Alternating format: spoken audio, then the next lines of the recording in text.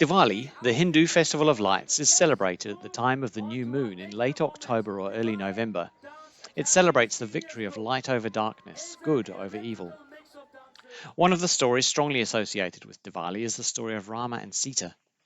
Rama is a good prince and in line to be the next king, but due to some stepmotherly shenanigans, Rama and his wife Sita are banished to the forest. Sita is kidnapped by the evil demon Ravana and taken back to his home on the island of Lanka. Rama gathers an army of monkeys and bears to fight Ravana. The question of how to get the bear and monkey army across the sea to Lanka remains until the modest but powerful monkey Nala comes forward.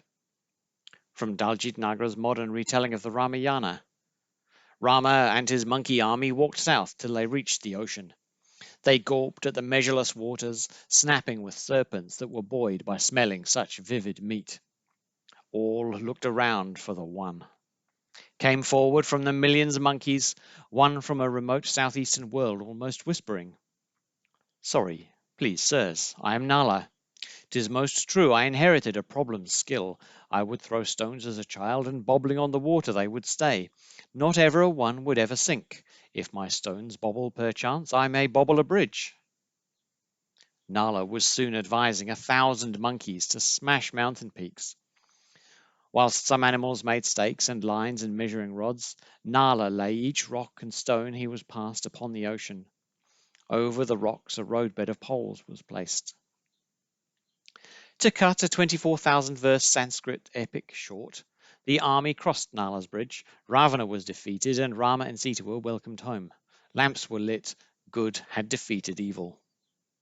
The question is, did a monkey army really build a bridge from India to Sri Lanka? Well, there was once a land bridge between India and Sri Lanka, so let's see.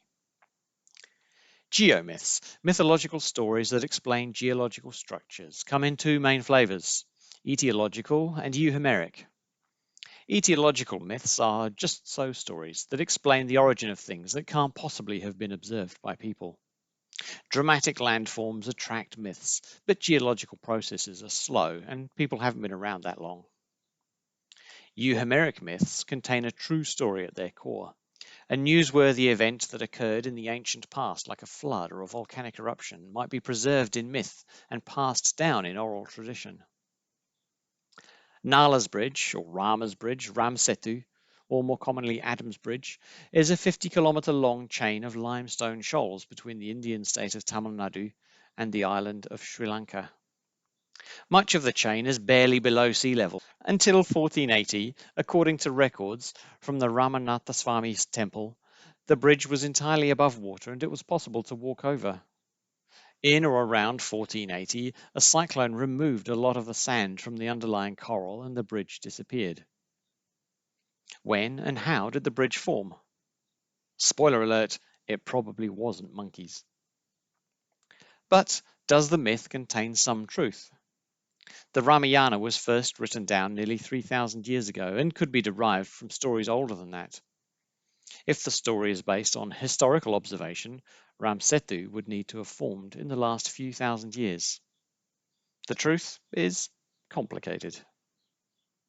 Parts of the underlying coral reef have been dated to 125,000 years ago, well before anyone lived in the area.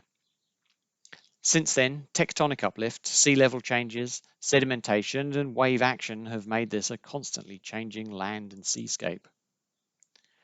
During the last glacial maximum, the sea level may have been 100 meters lower than today, and the land bridge would certainly have been exposed, perhaps getting covered as the ice melted and the sea level rose. But if that process was recorded in myth, we might expect to hear stories of a bridge being destroyed rather than being built. Thermoluminescence dating of sand dunes at the end of Ramsetu suggests that they were formed 500 or 600 years ago, well after the Ramayana was written. Other sand deposits have been dated at between 1 and 6,000 years. The land bridge may have come and gone more than once over that time, and the changes may have been observed and recorded. Is the appearance of Ramsetu recorded in the story of Nala's Bridge? Was the story made up to explain an existing landform? Did the story come from somewhere else and get attached to Ramsetu later? We don't know.